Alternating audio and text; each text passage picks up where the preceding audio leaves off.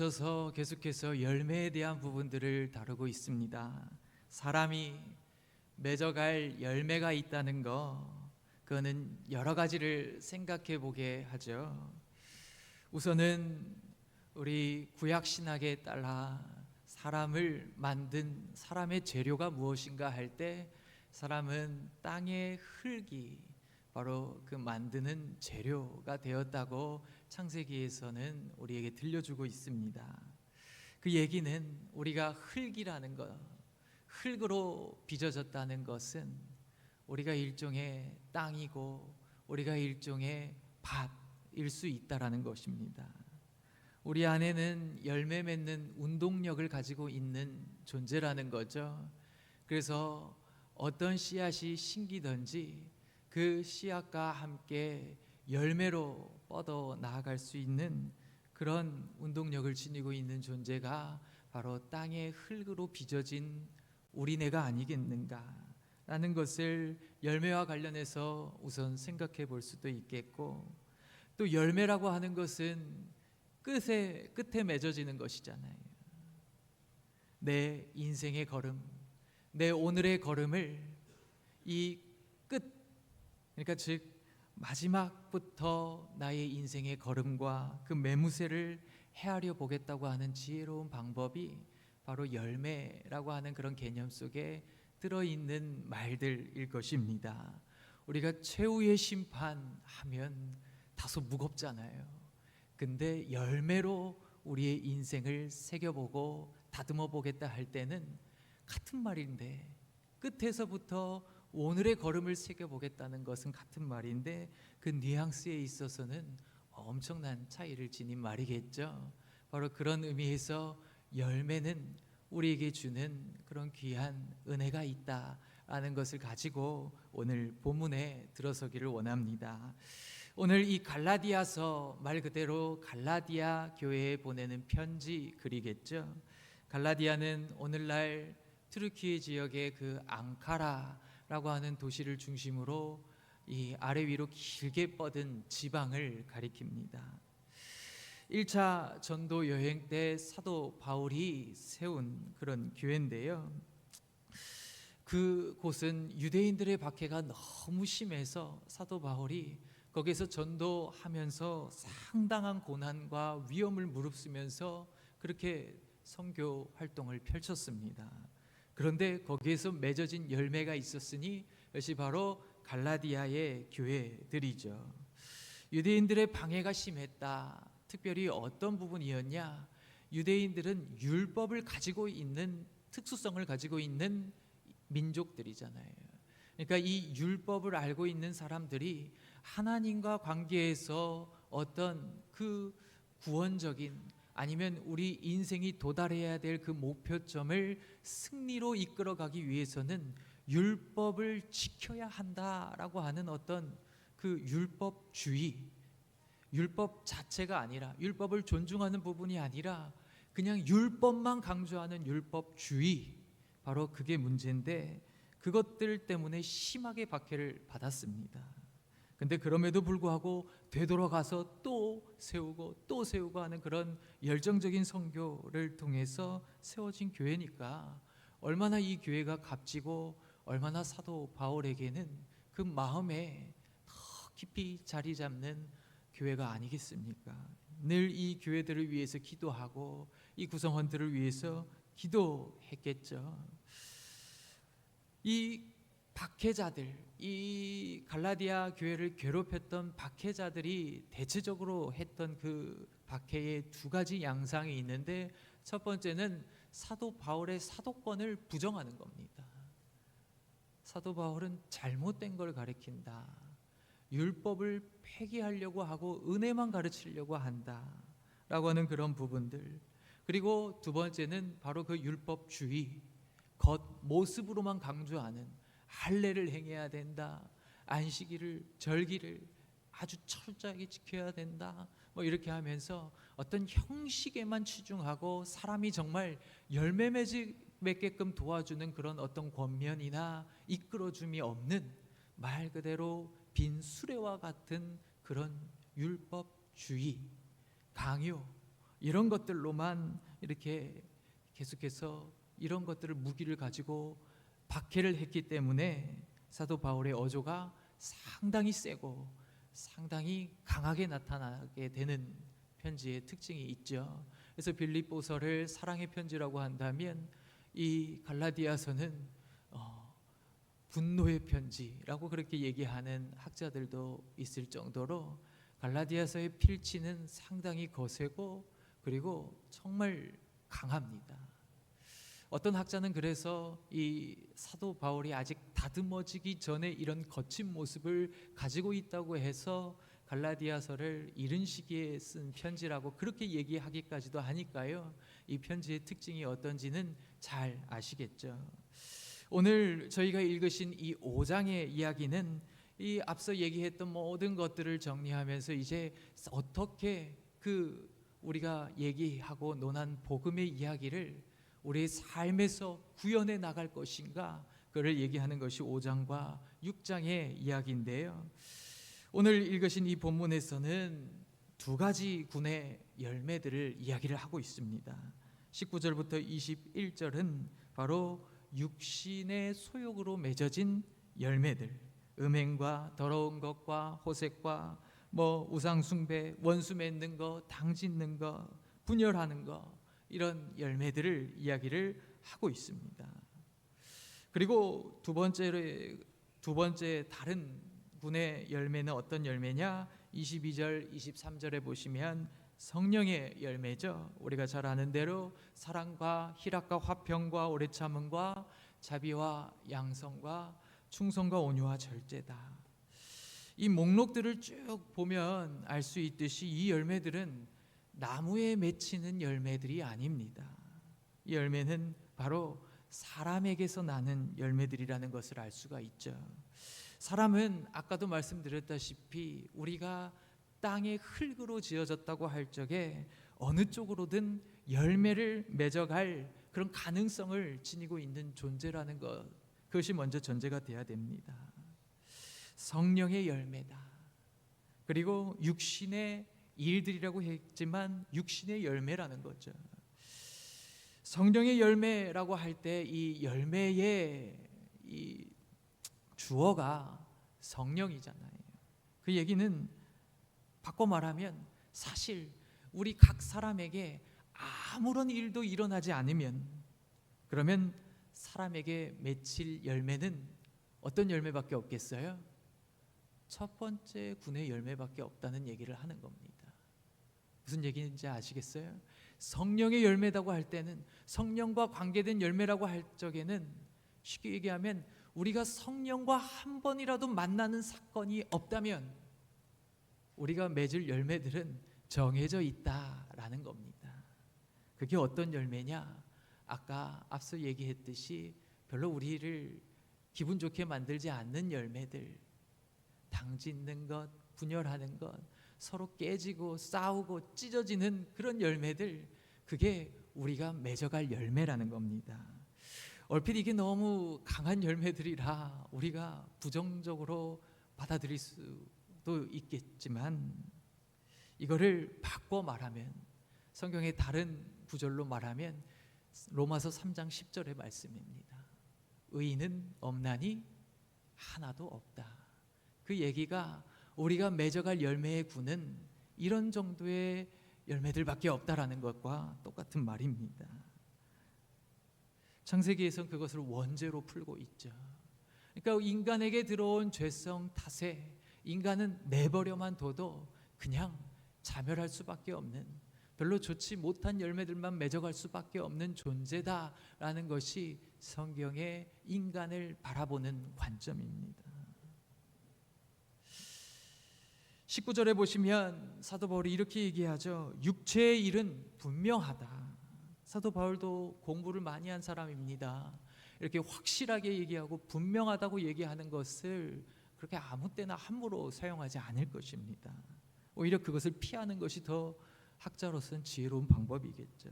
근데 지금 육체의 일은 분명하다라고 얘기를 하면서 전해주고 있는 열매군들이 바로 우상숭배, 주술, 뭐 음행, 더러운 것들, 술 취함, 방탕함 이런 것들입니다. 이것들을 하나하나 살펴보면서 우리가 지금 가지고 있는 것들과 비교해 볼 때 사실 그렇게 꼭 들어맞느냐? 그렇지 않습니다. 그렇죠? 여러분들도 한번 자신에게 이 지금 열매들과 한번 자신에게 들이대서 비교해 보십시오. 아니 그래도 이 열매들에 비교해 보면 나는 좀 괜찮은 사람인 것 같은 생각도 들고 이거랑 그렇게 내가 일치하는 삶의 모습인가? 라고 할 때 고개를 갸우뚱할 수 있을 정도의 그런 열매들이라는 거예요. 왜 이렇게 꼭 들어맞지 않는 것인가? 첫 번째는 사도 바울이 육체의 소욕으로 맺는 열매가 어떤 것인지를 아주 선명하게 보여주기 위해서 선택한 열매들이 이 15가지의 열매들인 것입니다.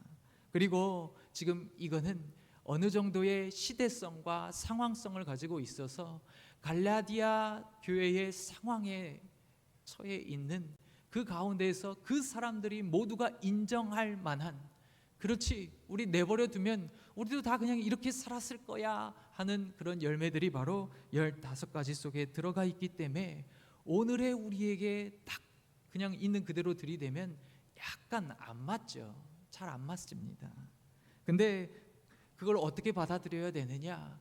여기 15가지 뿐만이겠어요 사실? 그렇죠? 죄된 본성이 맺는 열매들이 이 15가지가 아니라 수백 가지, 수천 가지도 될 수가 있습니다. 상황 따라, 그리고 그 환경 따라 달라질 열매들이 얼마나 많이 있습니까?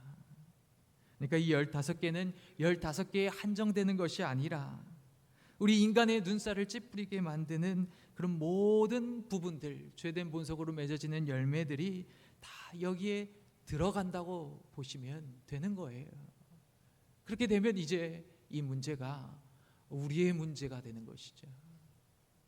이거는 갈라디아 교회의 문제만이 아니라 인간 일반의 문제를 지금 사도 바울은 얘기하고 있는 겁니다.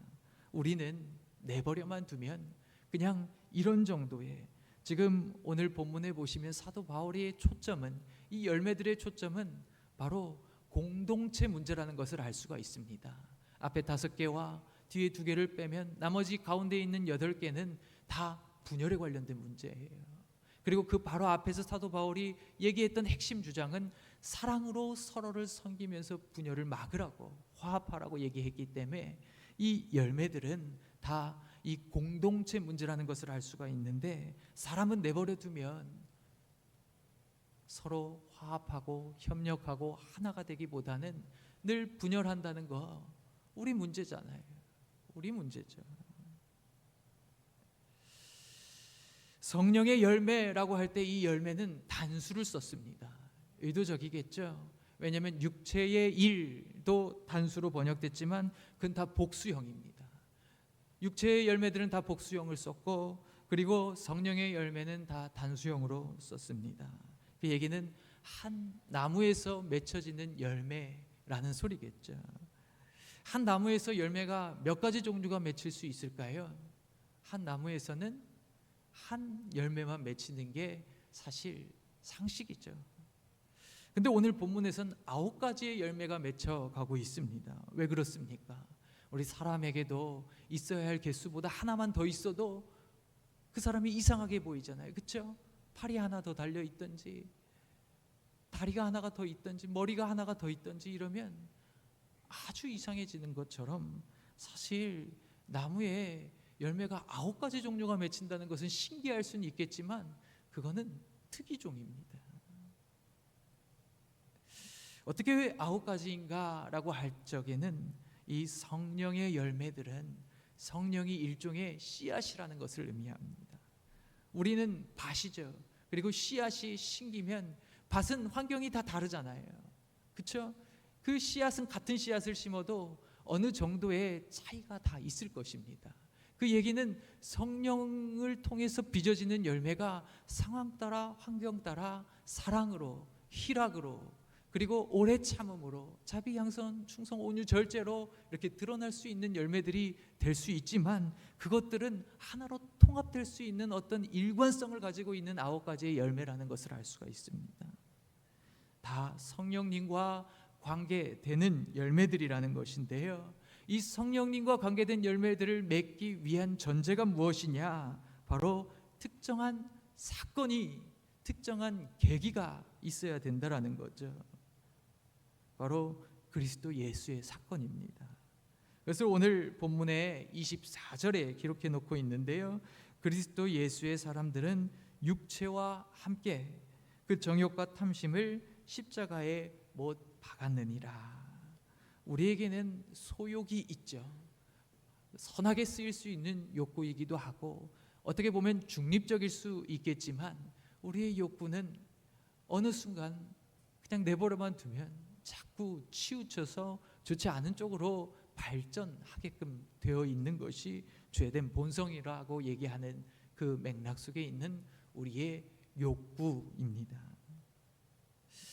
이 욕구들이 특정한 사건, 예수님을 만나는 사건, 예수님을 믿는 회심의 계기가 없게 되면 우리는 그냥 맺어갈 열매들이 불보듯 뻔하다는 거예요. 50보 100보라는 겁니다. 뭐 15가지 중에 있고 아니면 뭐 100가지 중에 있고 어쨌든 간에 그 결은 똑같다는 겁니다. 근데 예수님을 만나게 되면 어떤 일들이 벌어지느냐? 우리의 욕구, 특별히 잘못된 정욕과 탐심을 예수 그리스도의 십자가를 통해서 이제 못 박게, 쉽게 얘기하면 죽이게 된다라는 거예요. 그렇게 되면서 새로운 가능성이 열리게 되는 겁니다. 다시 말하면 지금 이 열매구는 두 가지가 있어서 우리가 양자 중에 좋은 것을 택해라 이 의미가 아니라는 거예요. 오늘 본문의 청중은 누구입니까? 16절에 내가 이르노니 너희는 얘기할 때 이 너희가 누구예요? 일차적으로는 갈라디아 교회의 교인이겠고, 그리고 두 번째로는 그게 바로 24절에 있는 이야기입니다. 24절 보여주실까요? 다시 한번 읽어보시면 그리스도 예수의 사람들은 이라고 되어 있잖아요. 오늘 본문의 청중은 모두에게 얘기하는 장면이 아니죠. 해당하는 사람들은 그리스도 예수의 사람들입니다. 그러니까 예수님을 만난 계기가 있는 사람들에게 주어지는 가능성이 두 가지의 선택지라는 거예요. 내버려만 두면 한 가지 선택지밖에 없지만 예수님을 믿게 되면 어떤 일이 벌어집니까? 예수님의 십자가의 사건을 통해서 내가 그동안 알지 못하고 걸어왔던 죄된 길을 깨닫게 되는 은혜가 있게 되죠. 그리고 예수님의 그 십자가의 사건은 그동안은 내가 살아왔을 때 내가 먹어야지, 다른 사람을 잡아먹어야지 내가 사는 그 생존의 방식에서 잡아먹혀서 나를 살게 하시는 예수 그리스도의 십자가의 법이 나의 죄된 본성을 깨닫게 하게 되면서 이것이 정말 숭고하고 귀한 가치구나라는 것을 알게 되는 거예요. 거룩한 갈망이 생깁니다. 그렇구나, 이게 정말 아름다운 것인데 내가 그동안 모르고 죄의 길을 걸어왔구나 라는 그런 모습 속에서 이제는 내가 그러한 길을 걸어야겠다라고 하는 그 생각이 육체의 소욕과 정욕을 십자가에서 이제 못 박아야겠다라고 하는 다짐으로 우리 마음속에 다가오는 것이 바로 회심의 사건인 것이죠. 우리가 일제에서 벗어나면 압제와 고통이 없는 그런 나라를 건설할 것 같았지만 그렇지 않았죠. 전쟁이 종식되고 전쟁만 끝나게 되면 이제 전쟁 없는 세상을 구축할 것 같았지만 인류는 그렇지 않죠. 끝난 그 시간부터 그 다음 전쟁을 준비하고 다시는 이런 일을 겪지 않으리라는 전쟁 준비 기간이 되지 전쟁을 없애는 기간이 아니라는 것이 우리의 인류의 역사가 우리에게 증언해주고 있습니다. 그거는 왜 그러느냐? 우리의 생존의 원초적인 양식이 변하지 않기 때문에 그러는 건데요. 우리는 아까 말씀드렸다시피 먹어야 사는 거예요. 우리가 고기 반찬을 먹을 때마다 어떤 생각을 해요? 아, 고기 맛있다 이게 아니라 거기에는 희생이 담겨 있잖아요. 그렇죠? 한 가지 예일 뿐입니다. 이것들이 다 우리의 사회의 지위와 여러 가지 있을 때 왜 우리는 함께 잘 사는 세상을 잘 구축해 나가지 못하느냐? 내 자리와 내 밥그릇을 확보하기 위해서는 누군가의 밥그릇을 밟아야 될 수밖에 없는 어떤 그런 선택지에 놓이기 때문에, 그리고 자주 우리의 욕구는, 욕심은 그것들을 지지하는 방향으로 나아가기 때문에 우리가 분열되고 찢어지고 소외되고 어려워지는 것입니다. 전쟁은 바로 그것의 결과들이겠죠. 생명의 원초적인 이런 양식들, 우리가 태어나면서부터 습득했던 뭔가를 잡아먹어서 우리를 살려야겠다라고 하는 이 방향성, 방식들, 이것들이 변하지 않기 때문에 결국에는 이 세상도 변하지 않는 건데요. 그런 사람들에게 율법이 주어진다고 한번 생각해 보십시오. 율법은 하나님께서 하사하신 법입니다. 아주 좋은 법이에요. 율법이 잘못된 게 아니죠. 율법주의가 잘못된 거죠. 율법이 주어졌는데 그 율법을 강조하는데 왜 그 사람을 할례당이다, 그리스도의 박해자다, 적대자다 이렇게 평가받습니까? 이 얘기는 그 사람의, 율법을 가진 사람의 기본적인 방향성, 그 스탠스가 변하지 않았기 때문에 그렇습니다. 아무리 선한 율법이라고 해도 그 사람의 방향성이 누군가를 딛고 일어나야겠다고 하는 그런 방향성을 가지고 있는 사람에게 율법이 주어지면 그 율법이 이용당하는 거예요. 하나님의 법이지만 이용당하는 겁니다. 그래서 그 법으로 자기네들의 밥그릇을 챙기는 사람들을 신약 성경에서는 누구라고 얘기합니까? 바로 바리새인과 서기관들, 말씀을 가장 최일선에서 다루는 사람들이지만 그 사람들이 예수님을 왔을 때는 어떻게 해요? 율법이 곧 말씀이 곧 육신이 된 성육신한 분이신데, 말씀을 지켜가는데 부족함이 없는 분이신데 자기의 자리가 위협을 받으니까 그 율법을 이용해서 그분을 십자가에 못 박잖아요. 그러니까 법 자체는 나쁜 것이 아닌데 그 법을 가진 사람의 그 성향이 가지고 있는 그 원초적인 어떤 본성이 어떠하느냐에 따라서 그 아무리 좋은 것을 쥐어줘도 그 좋은 걸 가지고 무기로 사용할 수 있다는 거예요. 그렇죠? 강도에게 들려져 있는 칼은 무기입니다. 근데 셰프에게 들려져 있는 칼은 아주 좋은 도구가 되는 것처럼 우리의 생존의 원초적 양식이 변화되지 않고서는 아무리 좋은 것을 쥐어줘도 의미가 없는 거예요. 유대인들이 바로 그것에 빠진 것입니다. 자기가 가진 율법을 자기네들이 우월하다라는 어떤 그것 속에 사람들을 옥죄고 너네도 이렇게 해야 돼, 강압적으로 그런 일들을 하면서 자기네들의 지위 상승을 꾀하고 자리를 확보해 나가려고 했던 것이죠. 그러니까 그거는 다 육체의 소욕들이라는 겁니다. 육으로는 절대 영의 열매를 맺을 수가 없습니다. 그래서 육체를 죽여야지만 바로 성령의 열매들, 영적인 열매들을 맺어갈 수 있게 되는 것입니다. 예수님을 만나고 거듭나는 인생은 바로 그런 거룩한 갈망과 정서가 마음에 들어오게 되면서 이제 그 마음에서 어떤 일이 벌어집니까? 서로 전쟁이 벌어지는 거예요. 씨름이 벌어집니다.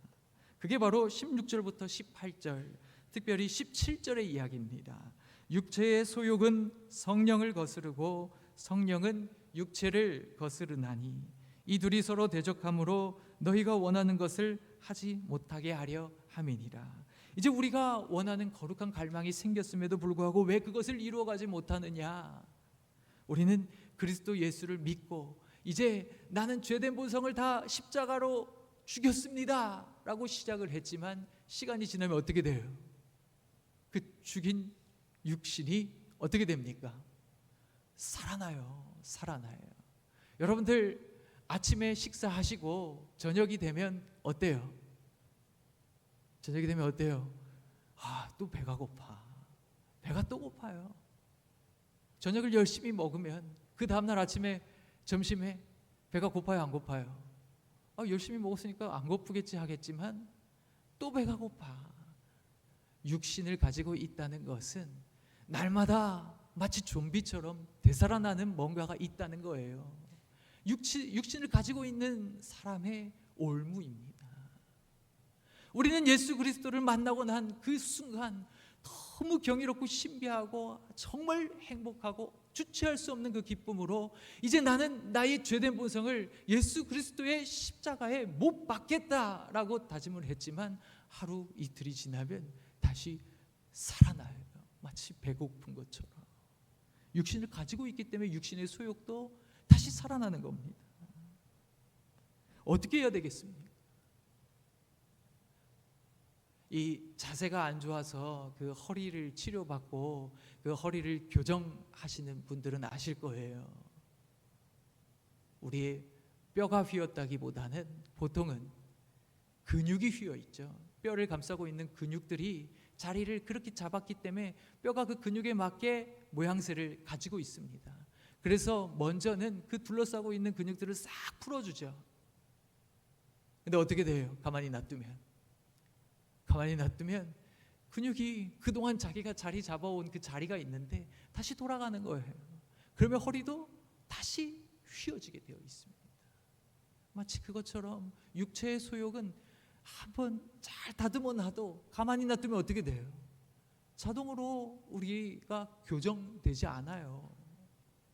이제 새로 자리 잡아놓은 그 방향대로 계속해서 운동을 해줘야지만 그 근육이 원래 가지고 있던 성질, 자리를 벗어나서 새롭게 잡힌 그 자리를 유지해 나아갈 수 있는 그런 길이 되는 겁니다.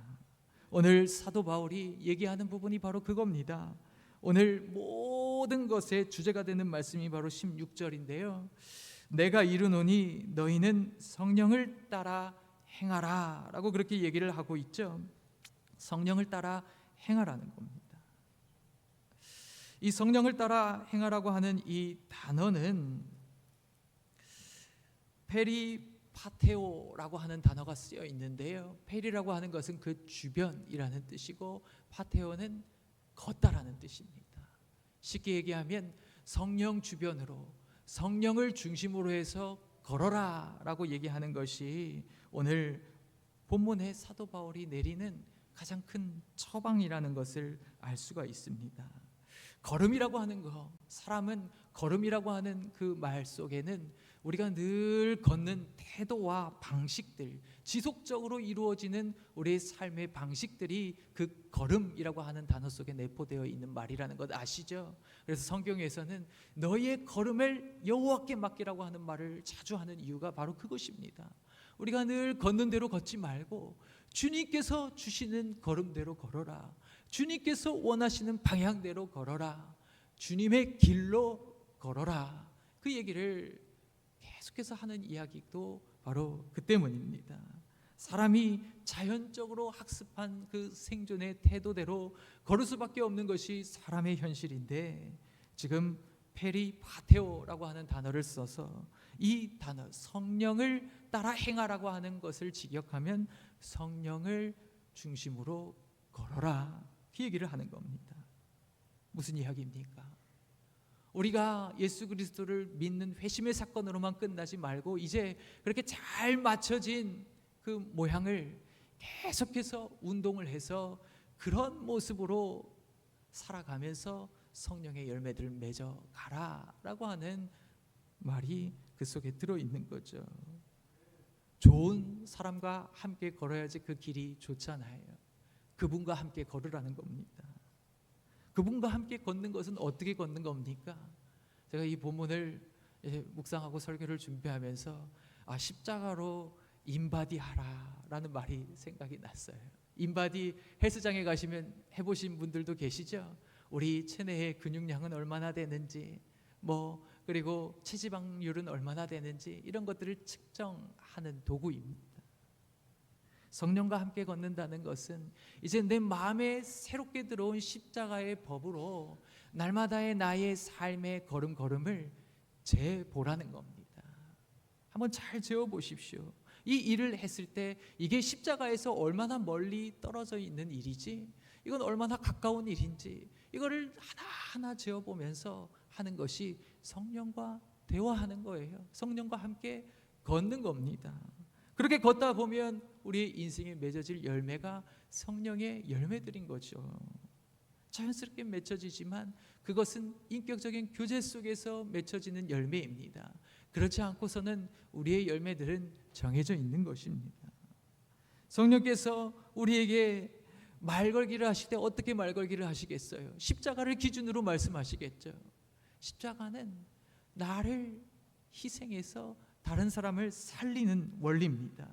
우리가 읽진 않았지만 오늘 5장 15절에 보면 사도 바울의 경고가 만일 서로 물고 먹으면 물고 뜯으면 피차 멸망할까 조심하라. 이게 사람이 원래 습득한 걸음 방법이라는 겁니다.